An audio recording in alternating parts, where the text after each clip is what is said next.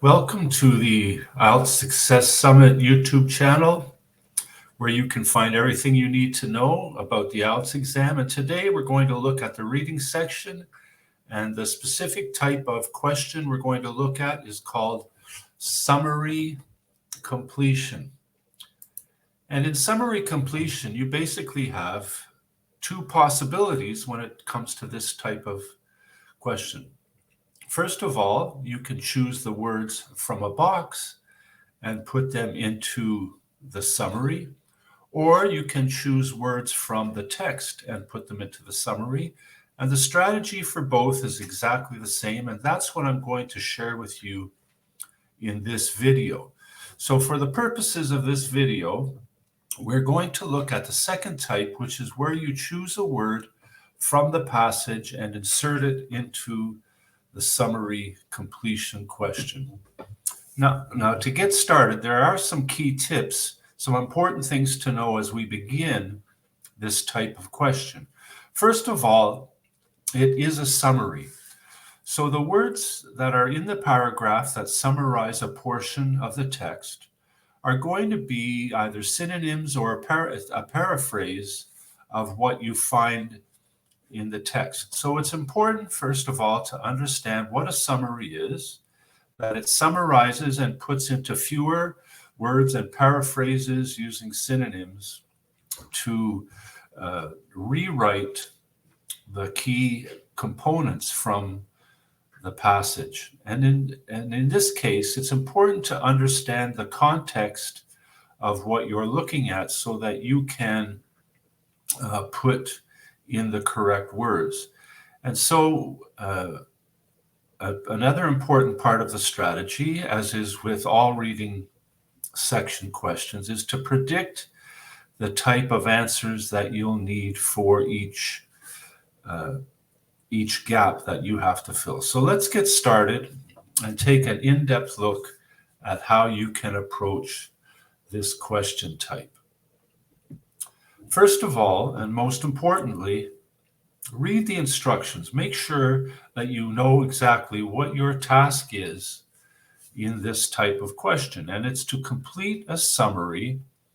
And you have to choose no more than 2 words from the passage for each answer. So there's a couple of important things to notice right off the bat in the instructions. And you want to be clear on these and underline them so that as you go through the questions, you're not second guessing or wondering if you're staying on task and have to go back and check the question. So in this case, you are allowed to use no more than 2 words, 1 or 2 words, and these words are exact words from the passage.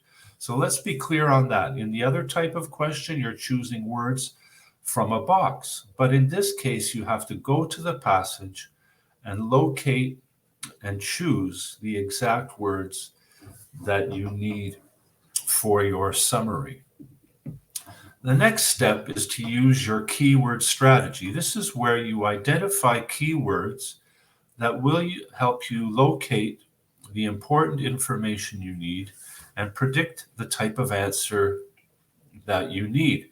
And if you need more information on the keyword strategy, there is a video on my YouTube channel, and you can find that video and have a more in-depth lesson on the keyword strategy. But just to give you an overview of this keyword strategy, you're always going to look for names of places and people.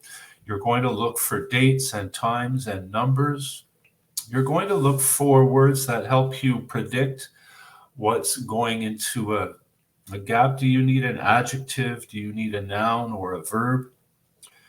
And also, you're going to look for words that could possibly be synonyms. So you might have a word in the question, and you want to be aware of a possible synonym that you might find in the text that is the same as that word. So the first thing we do, we always start with the question, and we begin with the question because once we've read the questions and underlined the keywords, we already have an idea of what the passage is about and what we're going to be looking for in the passage. And when we approach the passage for the first time, having read the questions, it won't seem completely strange to us.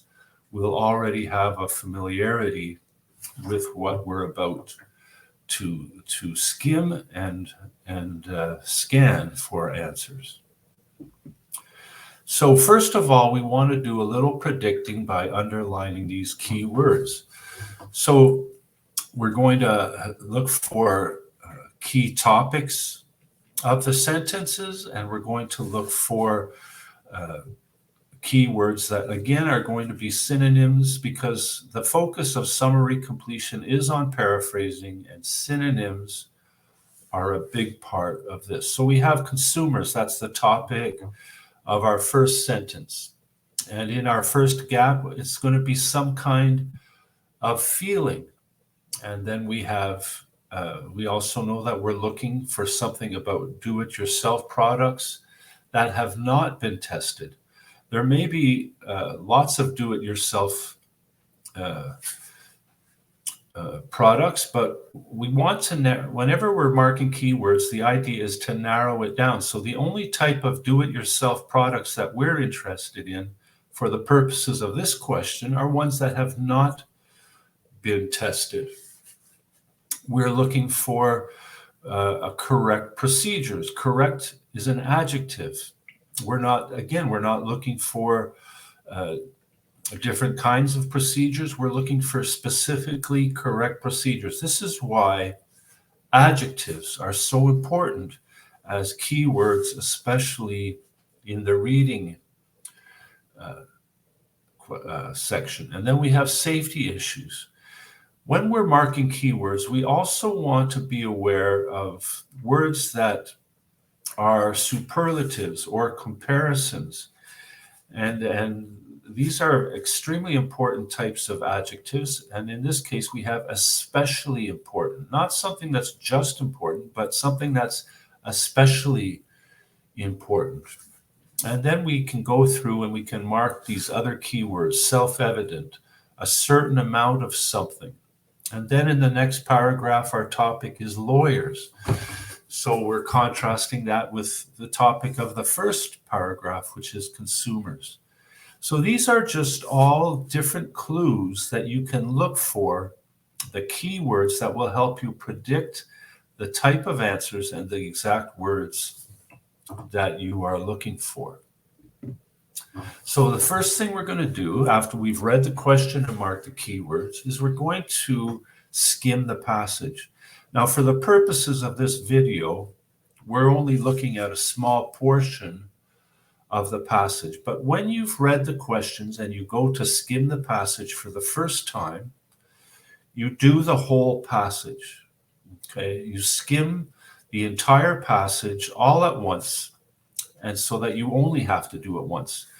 After skimming it, which means reading every word as quickly as possible and underlining and marking the key words, that's skimming. And after that, as you're looking for specific answers to each question, you'll only be scanning, which means not reading every word like skimming, but just reading the words that you've marked and identified as being the important clues for finding the answers you need. So as we go to skim the passage for the first time, having already marked keywords in the questions, we're going to mark the same or similar words that we've seen in our questions. Words that may be exactly the same or words that may be synonyms. Because remember, this is a summary that we're working on, and synonyms and paraphrasing are what you want to be emphasizing in your search for information. We're going to underline do-it-yourself products. We saw that exact phrase in the questions. We're going to underline expense or frustration. We didn't see the word frustration in our questions, but we do know that we're looking for some kind of feeling word because we underline feeling in our questions. We know that we marked something about products that were tested. So we're going to underline that. We underline the word consumer. What's another word for consumer? Another word for consumer is user. So we've underlined first-time user, combining the adjective with that noun. And we have essential information, taken for granted. Special knowledge is assumed. These are all clues that we received from the questions, and we want to make sure we mark these as we skim the passage, and any other words that will help us with other sets of questions we may face for the same passage. And so now we're ready to answer. We've skimmed our passage. We've marked the important information. We've also marked the important information in our questions. And now we just want to go back to our question and start to answer it. And we can see quite clearly that the first gap is some kind of feeling. Number one, a feeling of. Well, as we skimmed the passage and marked the key words, there was only one feeling word that we found in the whole paragraph, and that was frustration. So we know that that must be the answer for gap number one, because we are looking for an exact word from the passage that describes a feeling. So the answer to number one is frustration. And now we're going to move to number two, a do-it-yourself product, products which have not been tested. Okay, so now we see that we are in the right section because we have do-it-yourself products. We can see it in the first line of our paragraph. And if we go a little further, we see that few companies seem to test their instructions by having them followed by a first-time user. So when we're talking about the testing process, we know that users must be the ones who test the products. And we see that very few, which is very similar to saying have not been tested by companies. We can know that the answer to number two is first-time user. So you can see that by marking the keywords and looking for synonyms and paraphrases, how important it is to use this information to pull the exact words from the passage. Now, I just want to give you a little tip here. You can see that number two is first-time user. And we know that when we read the instructions, we're only allowed to use two words. So is this only two words? Well, it is, because anytime you have a hyphened word, two words joined by a hyphen, that counts as one word. So first time, even though it looks like two words, because of the hyphen, it's considered to be one word. And so our answer to question number two is first-time user. So let's keep moving. So now we've looked at we're looking at the same paragraph, and we're ready to look at answering questions 3 and 4 from our summary. So now the key clues leading into gap number 3 are correct procedures and something that is especially important. Well, we don't see the words especially important in our paragraph, but we do see something that's a paraphrase or a synonym of this, and that is essential information. So essential information is a very close synonym or paraphrase for especially important. So what we're going to do is we're going to take that word essential and put it before information, and we've chosen our exact word from the passage. And now we're ready to look for the answer for number 4. And the answer to number 4 is special knowledge, because we see that we can see that we have no assumptions are made about a stage being self-evident. Okay, so self-evident, what's a paraphrase for self-evident? Well, we've underlined it in our passage. Special knowledge is assumed, or the consumer having a certain amount of special knowledge. Self-evident, the synonym for self-evident is something that we take for granted. For some reason, it just seems true, it's self-evident. And so taken for granted is the clue that joins with self-evident, and that's how we came up with special knowledge. I hope you're finding this helpful and seeing that by doing the correct procedures, by marking the keywords, being aware of synonyms and paraphrases, that you can find the answers that you are looking for in summary completion questions. Well, let's look at a couple of more together. We're going to look at, we've come to another portion of the passage. And this time the topic is objections. And we've underlined our key words. We're talking about lawyers and risk of ambiguity, need for confidence, things that have been tested, course of centuries. Again, remember, time, phrases, and dates are so important, and underlining centuries is a good key word because it does refer to a time period. And then we have a sudden increase, not just any increase, but we're focusing on that adjective again.